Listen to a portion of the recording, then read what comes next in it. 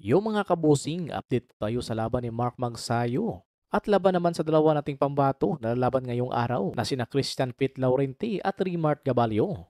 Ayon nga po sa balita sa nakaraang araw, ay opisyal na nga pong inanunsyo ng WBC ang final title eliminator ni na WBC Rank 1 Mark Magsayo at WBC Rank 2 na si Mikael Magnisi. Nagaganapin ngayong darating na October 29 na magsisilbing co-main event. Kasali nga po sila sa lalaban sa 50th anniversary ng Trila in Manila.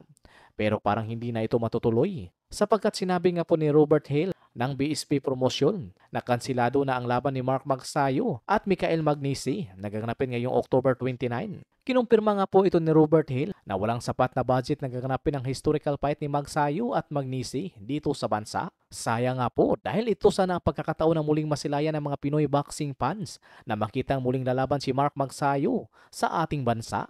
Huling laban nga po ni Mark Magsayo sa ating bansa ay taong 2019 pa lang noong nakalaban nito ang veteranong Thai fighter na si Panya Utok. Mahigit 6 na taon na rin hindi napalaban si Magsayo sa bansa sapagkat karamihan nga po sa laban nito ay sa Amerika na ginaganap. Pero may kumakalat naman na itong si Mark Magsayo at Magnisi ay maglalaban sa darating na Disyembre sa Amerika under PBC fight card kung saan kinumpirma nga po ito ng MP President Sean Gibbons. Baka undercard ito sa laban ni Manny Pacquiao ngayong darating na Disyembre. Napakahalagang laban ito ni Mark Magsayo sapagkat ito ang susi na muling mapalaban si Magsayo sa isang World Championship.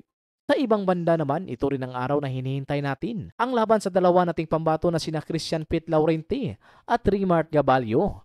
Makakalaban nga po nitong si Christian Pit Laurenti, ang dayong Indonesian na si Hibi Maropo na paglalabanan nga po ng dalawa ang bakanting IBA Pan Pacific Lightweight title. Pareho nga po nakuha ng dalawang saktong weight limit sa lightweight division. Mayroon nga pong undefeated ring record itong ating pambato na 14 wins and 9 knockout. Samantala naman itong dayong Indonesian ay mayroon naman itong ring record na 19 wins, 2 losses and 14 knockout.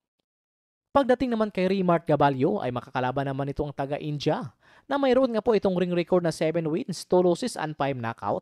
Maglalaban ang dalawa sa isang non-title fight, 10 rounds bout sa Bantamweight Division.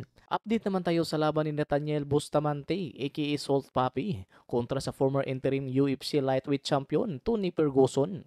Hindi nga po maganda ang kinalabasan sa laban itong ating pambato sapagkat natalo itong si Salt Papi via third round knockout. Kung makikita nga po natin sa laban kung paano hininto ng third man of the ring ang laban sa round 3, ay hindi naman mga solidong suntok ang tumama kay Salt Papi. Kung saan nakapokus lang ito sa depensa pero gulat na lang ito. Matapos pumagit na itong third man of the ring. Sa tingin nyo mga kabusing, early stoppage ba ito? Dahil sa pangyayaring ito, ay natikman nga po ni Salt Papi ang pangatong talo nito sa kanyang MF Pro career. Kung saan nagsalita na nga po itong si Salt Papi na gusto nito ng rematch kung saan nirerespeto naman ito si Tony Ferguson. Isang malaking karangalan daw na makalaban ang isang legendary El Cucoy.